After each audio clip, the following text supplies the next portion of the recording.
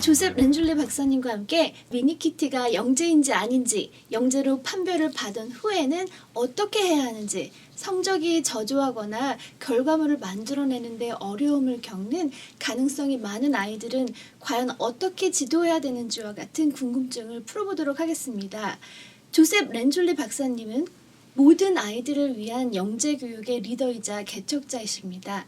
미국 심리학회에서 25명의 가장 영향력 있는 심리학자 중에 한 명으로 이분의 이름을 올리신 적이 있고요. 교육계의 노벨상이라고도 불리우는 해럴드 W. 맥그로 주니어상을 받으셨습니다. 백악관 영재교육 특임 컨설턴트로 일하셨고요. 미국 국립영재교육연구소 책임자이셨습니다. 현재 코네티컷 주립대학의 석좌 교수이시며 이사회로부터 공로를 인정받으신 교수님이십니다. 출판된 학술지와 참여하신 책과 기사 등을 모두 합하면 수백 개에 달하는 왕성한 활동을 하셨고요.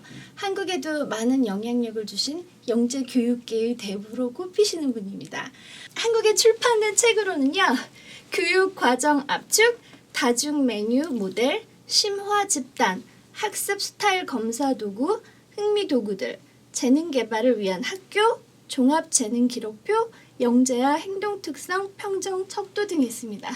정말 많이 나왔죠. 영재가 뭔가요? 교수님이 저 아이는 영재다라고 딱 생각하게 되는 순간 이유가 뭐예요?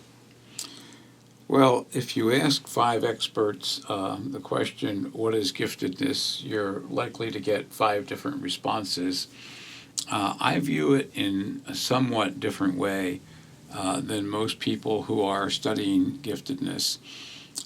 First of all, I talk about 2 types of giftedness, and one I call high-achieving giftedness, and those are young people who go to school well, who get good grades, who are high achievers in the regular academic curriculum. The other type of giftedness, and the one that my work is concentrated on mostly, is what I refer to as creative, productive giftedness.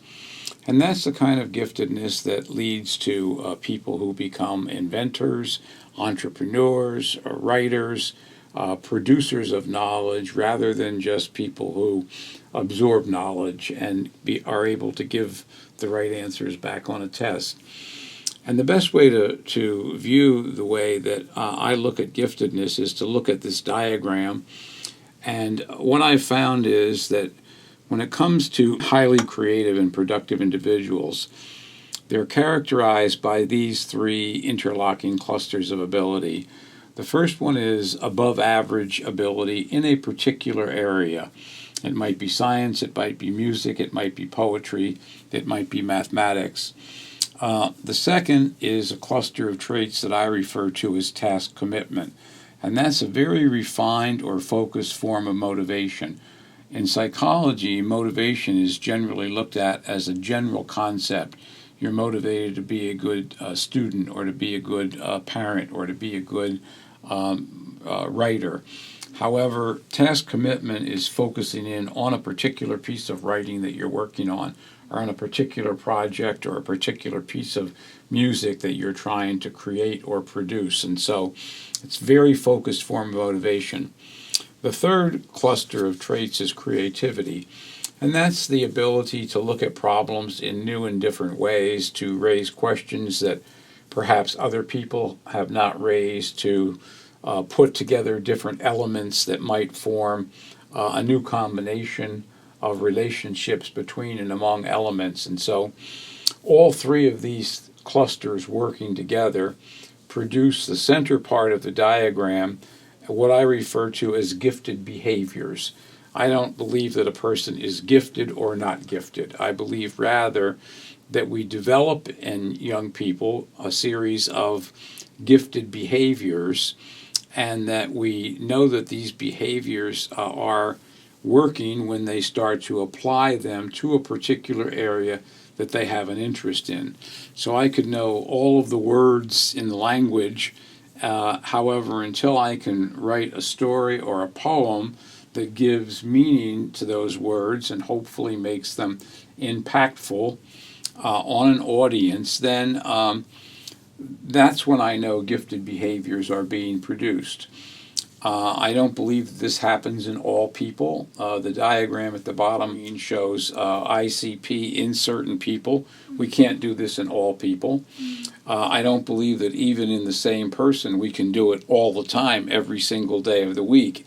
ACT stands for at certain times, and WCC stands for within certain contexts. That is, one person might be able to develop gifted behaviors in a scientific area, another person in a filmmaking area, another person in a leadership area. So it's not something that is fixed in time within the person, like the color of one's eyes is fixed, but rather it's something that we develop, again, in certain people, not all people, at certain times, not all the time, and within certain circumstances or contexts. 우리 미니키디가요, 치매에 걸리시는 분들도 정신이 깜빡깜빡 들어왔다가 나갔다가 하는 것처럼 평상시에는 그렇게 똑똑하지 않은데 낚시를 하러 갈 때면 얘가 고도의 창의성과 지능과 끈기를 보여주거든요. 그러면 미니키티는 낚시에 영재성이 있다고 판단해도 되는 건가요? Well, if she is very good at fishing compared with other kitties, Yes. And she catches many more fish because she knows the right place to throw the hook and how to attract the fish, then I would say she is developing gifted behaviors in fishing. And that's as much as I can say just based on her actual behavior. I think that gifted behaviors are something that people display, and therefore, if she does it better than other kitties, then she's developing and displaying gifted behaviors in fishing. Now, when it comes to bird watching, she might not be as gifted. Okay, 미니키디, you're gifted.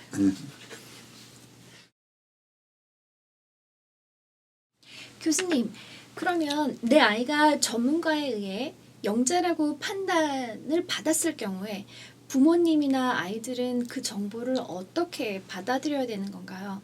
예를 들어서 아이의 잠재력을 키우기 위해서 뭘 해야 된다거나 아니면 뭘 하지 말아야 된다거나 그런 조언이 있으시면 말씀해 주세요.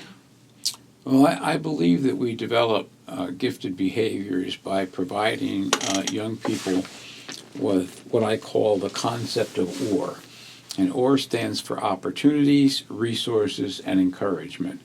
And so I believe that the best way to develop opportunities, resources, and encouragement is to identify an area in which the child has a very strong interest, a very sincere interest, and provide the opportunities and the resources within that area. So that if a child is very interested in science, one of the things that parents can do is get the child some scientific equipment, get him some or her some books or some other resources that scientists typically use. And I believe that this is the most important way to develop gifted behaviors. I find that interest is predominant in the people that the world knows as highly gifted people, in the sense that they've made important contributions to the area in which they work. It's always been that strong interest that drives them forward. So an opportunity isn't an opportunity if you're not interested. So it's that combination of interests and then opportunities and resources and encouragement and support that teachers and parents should give to a child to develop gifted behaviors. But some gifted students have various interests in so many different fields. In that case, parents should give them various resources of opportunities. Well, I think that it's not a bad idea to give children some general opportunities in lots and lots of different areas. In fact, that's how oftentimes they might discover an area that they didn't even know existed until the parents took the child to a museum or took them to a concert or allowed them to work with a certain kind of material, like, for example, filmmaking. But once that strong interest emerges, then I think that we want to have them concentrate on it for a while. Otherwise, they become what in English we call a gadfly. They want to jump around to this, that, and the other thing. And you have to remember that anybody that has ever been recognized historically as a gifted contributor, and please note that I use the word as an adjective, not a noun, as a gifted contributor, it's always been in a very particular area. So there have been very few people in the history of mankind that have made contributions in 3 or 4 or 5 different areas. It's almost always singleness of purpose and interest that has caused them to make breakthroughs in their respective areas of knowledge. So you just mentioned that all the people are gifted. Is No, that correct? no, I did not say all the people are Right. gifted. Right. In certain people, I believe that we certainly can develop gifted behaviors in a larger proportion of the school population than just the students who score high on test scores. Yeah, I think that there are many people who do well academically, which obviously we want for as many children as possible. But what we have found is that there are some children, young people, who are not necessarily at the top of the scores in academic areas, but they also have a tremendous amount of creativity, tremendous amount of task commitment, and if we give them an area in which they have a strong interest, they will develop their gifted behaviors. So were you a good student? I was probably what would be considered to be a high average student. I was never the smartest student in my class, and I found that I did my best work when I was working in an area that I had a strong interest in. In the other areas, I did as good as I could, but I was not a superstar, as we say in English. 제가 교수님이 전에 인터뷰 하신 걸 제가 읽은 적이 있거든요. 교수님 아버지가 창의적이셨는데 그분의 창의성이 학교에서 가치를 인정받지 못해서 대학에 진학하지 않았다는 이야기였어요. 오늘날의 학교는 어떤가요? 학교에서 창의성이나 공부 이외의 능력들에 가치를 둔다고 생각하세요? 아니면 100년 전과 비교해서 그다지 달라진 게 없다고 보세요? The trend seems to be moving in the direction not of replacing academic abilities with non-cognitive abilities, or they're being referred to in the literature today as soft skills. But people are recognizing that they're very important in success in almost any areas. The ability to work cooperatively with others, the ability to organize and manage one's time, the ability to develop self-regulation in the work that you do, to concentrate and focus, are becoming more and more recognized as contributors to success in almost any profession. I think that even now, if we look at the employment market, yes, they want people to be smart in the traditional sense that they know the field that they are working in, but they also believe that these other skills play a big role in job success. 창의성이나 영재성 판단은 결국에 생산성과 직접적으로 연결이 되는데요. 반면에 twice exceptional 학생이라던가 일부의 성적 부진화 같은 경우에 잠재성이 있음에도 불구하고 좋은 성적이라던가 뭔가 창의적인 결과물을 만들어내는데 어려움을 겪는 특징이 있지 않습니까? 이런 학생들은 영재 판별에서 떨어지기가 쉽거든요. 이런 경우 부모님들이 아이들의 잠재력을 어떻게 끄집어내야 되나요? Twice exceptional children are a very large challenge in our field. I think that one of the things that is most important is not to place primary focus on a child's disability or the kinds of things that she or he is not doing well. One of the things that we need to do is to give young people a lot of general types of enrichment, what I call in the diagram that you're seeing type 1 and type 2 enrichment, and find out which areas they might develop a strong interest, which they might show some advanced potential, and then use those as stepping stones to develop more advanced level work. That's the arrow leading into type 3 enrichment from type 1 and type 2 enrichment. Concentrating on the abilities may in fact overcome some of the disabilities. When children have learning problems, we oftentimes want to drill and practice that child over and over and over.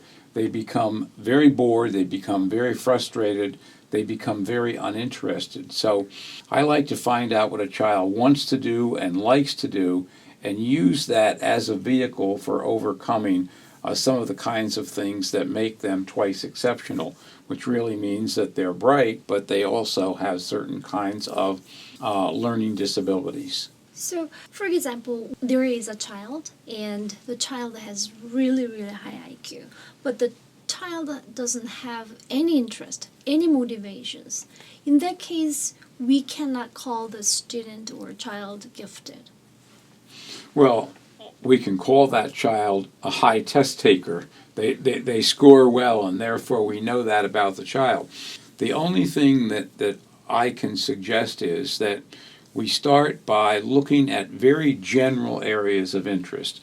Are they more mathematical or musical or scientific or artistic? And even if they're musical, is it vocal music? Is it instrumental music? Is it writing music? So we start at a very general area, and then we focus and focus and focus down to a much more specific area. And I think that it may take some time, because a youngster, let's say, that's interested in science might not know that there are many, many different areas of science. They might be interested in something very specific, like bugs or beetles, or they might be interested in something related to the environment. But that's why in the diagram that we have here, type 1 and type 2 enrichment, especially type 1 enrichment, we want to expose young people to a lot of different areas within their general area of interest, and that's the only thing I can suggest. And if we can't get a child to get excited about one of those, we either quit and give up, which I don't recommend, or we keep looking for an area in which they might become very much interested, so much so that they would then like to go on and do some advanced work in that area. 렌줄리 학교가 학생들의 창의력뿐만 아니라 시험 평가에서도 좋은 결과를 보여줬는데요. 다른 나라의 학교나 국제 학교들이 렌줄리 학교로부터 배울 수 있거나 적용할 수 있는 것이 있습니까? 예를 들어서 시험 성적이나 대학 진학률이 매우 중요한 학교에서도 렌줄리 학교 모델이 쓸모 있다고 보세요?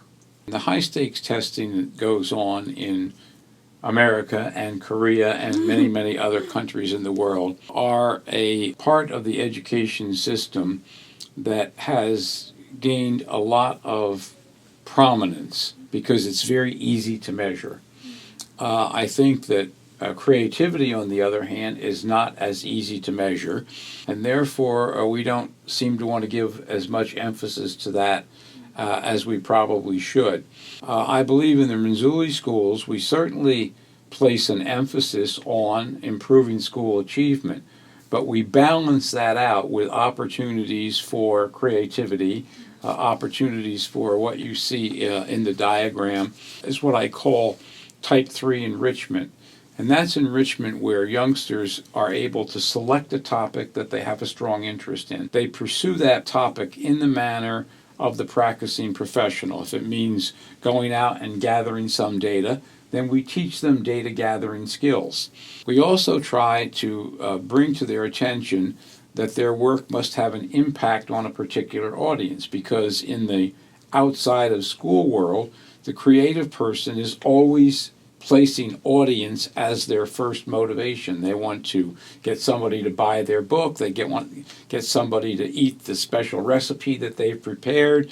They want somebody to listen to their music. And so we want to also make sure that young people are not always focused on simply getting a predetermined correct answer. We want to give them problems for which there is not a single predetermined correct answer, because that's how your creativity grows, and that's how you come up with new ideas. And so in the schools that use our model, we call it the school-wide enrichment model, we certainly pay a lot of attention to academic achievement, but we try to balance that with opportunities for more creative, more investigative kinds of endeavor, giving youngsters an opportunity not just to play music, but to write their own music, not just to read poetry, but to write their own poems, not just to learn a particular topic in science, but also to do some scientific investigations on their own. I love your model, and that's why I learned your model. But in reality, although so many teachers want to nurture creativity, just like you mentioned, it's so hard to measure their achievement, and their children's parents are so nervous about their kids sending to college, better college, especially in Korea. It's so competitive. So could you tell me what teachers should do to be balanced? Well, I think we've already talked about some of the things that teachers can do to develop creativity, but the organization itself, the school, must also place a value on creativity. And I think that we depend so much on achievement tests, but if we rated schools also in the variety and the nature and the opportunity that we give children to do creative things, that yes, your school is very good because your scores are high, but your creativity is very low. There's an expression that we sometimes use in America, especially related to schools, that goes like this: that which is evaluated gets done. So if I say, I'm going to give your school a creativity score, not your students, your school, a creativity score, as well as looking at how high your achievement test scores are, then the school might start to do some of these kinds of things. I think that it's very important because the nations that are the most prosperous are the nations that are inventing things and creating things. And I think that if we value it to the point that we will actually have a system for judging how effective a school is in promoting creativity, then schools will do it. That which is evaluated gets done.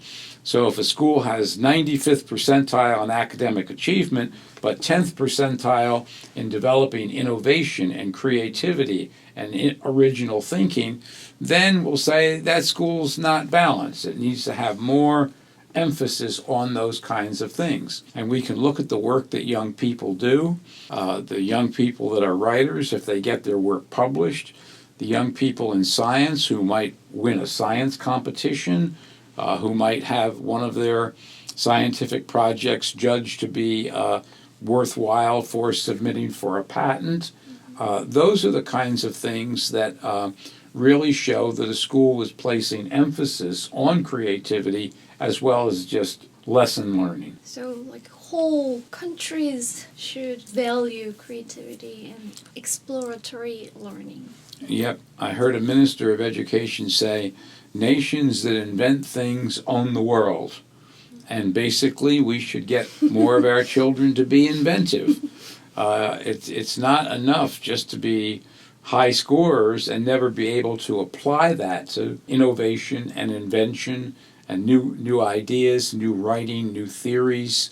And so it's very important to the economy of a nation as well as to the culture of a nation. Yeah, I remember you mentioned the Ferragamo was not just accidental achievement. Yes, at one time, after World War II, Italy decided that they needed to start to do more to improve their economy. And they said, what are we good at? What have we been well known for throughout the centuries? And one of the things was design.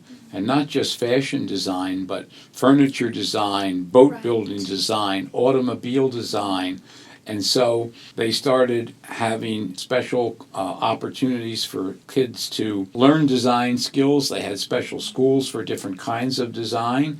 And now, if you go to Madison Avenue in New York, where all the famous designers at one time were all French, now they're all Italian. Why? Because they invested in it. We have to look at creativity as an investment, not an expense, but an investment in the future of a nation.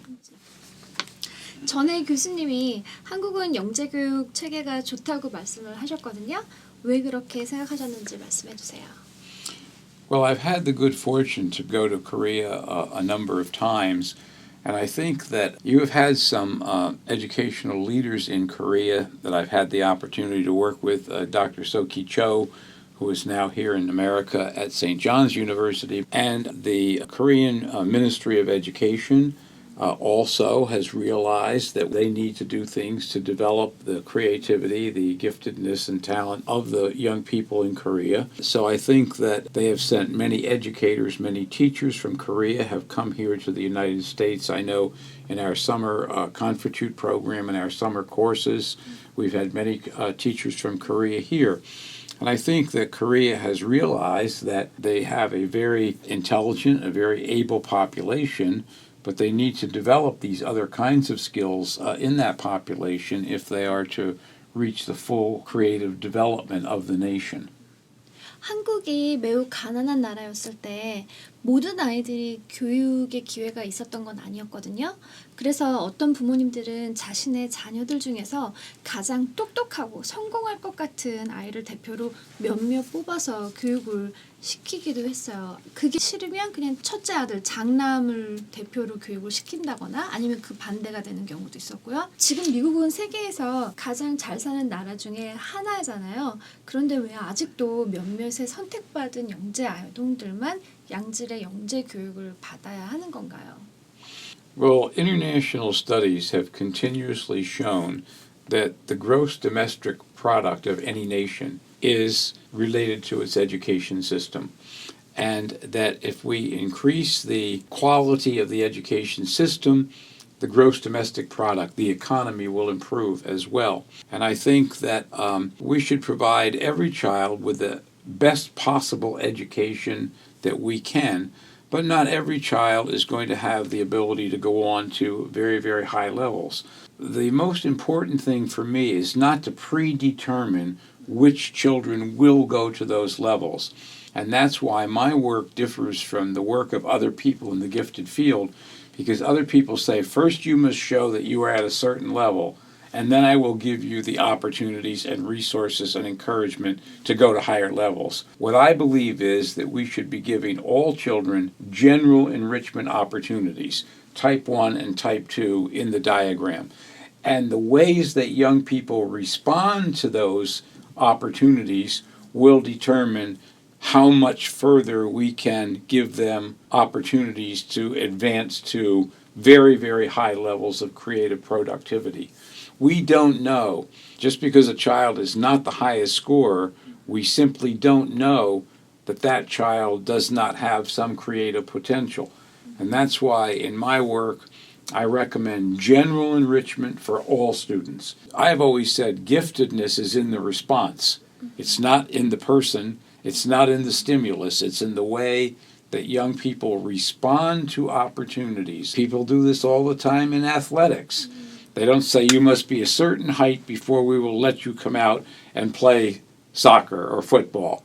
We say come out and play soccer and football, and then we'll see how good you are, and then you advance that way. We do the same in music. We very much use those two areas as models for developing giftedness in young people. And I think that we should do it in academic areas as well.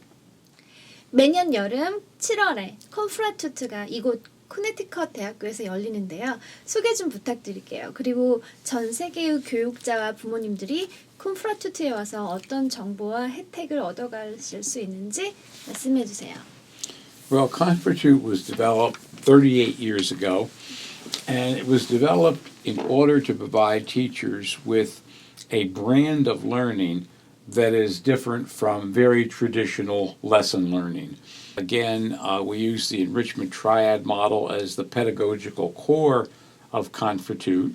We try to provide teachers and administrators with opportunities to learn how to infuse these kinds of enrichment into their school, how to develop special groupings around children's interests. We call these groupings enrichment clusters, where they're going to not just absorb information, but they're going to create and produce something. We have had some parents attend Confortute, but by and large, it is mainly for teachers and administrators. There are other organizations that may conduct conferences for parents. That's not our particular specialty at Confortute, but we believe that teachers that come to Confortute are interested in a different brand of learning from simply providing information with what I call received knowledge, which is what so much of traditional school is all about, but rather teaching them how to develop a broad range of thinking skills is very important, and most of all, how to apply received knowledge and analytic knowledge to a particular area in which they might like to write a story, develop a science experiment, work on a community service project, or invent something. And so it's, again, the kind of thing that is a little bit different from just simply absorbing information so that you can answer questions correctly on a test. Okay, and every night there's a party, right? Yes, we have a party. We have a party every night because our day begins at 8 o'clock and it doesn't end until 9 o'clock. And so after 9 o'clock, we have a party. Teachers are so passionate. I love the parties. One of the things that we know is that we live in a very, very complex and rapidly changing world. The other thing is that we live on a planet that is growing in population. We find many innovative ways to keep people healthy and alive for a lot more years, and yet at the same time the resources on our planet are diminishing, and we have to find better ways to face these challenges and make the planet a place that can support, in a very prosperous and happy way, the many, many people who are not enjoying the kinds of prosperity that some parts of the world are enjoying. And I think that education plays a major role in that. We must increase the number of problem solvers faster than we increase the number of problems that the world is facing. We must learn to be more cautious of the world's resources. We must be more politically savvy so that we all get along better. Again, those are things that we can do through education. I also believe that it is important to value every person, to value every culture, to value the differences that we find between and among people and cultures, because we all have to live on this planet together for a long, long time. I've been to Korea probably, I would say, 4 or 5 times over the last several years, and I've enjoyed being there. I love the architecture. I've been to some of the ancient buildings and the very traditional architecture. Of course, I love the Korean food. I love the spicy food very much. One of the things that surprised me was the traffic in both Seoul and Busan. I thought that the traffic here in America was bad, but there it is absolutely the most horrendous traffic, and the drivers are very aggressive. If you move a spot, they will cut in front of you just like that. But I also, the very, very warm hospitality that I experienced when I was in Korea, and it's a very lovely, lovely place to visit.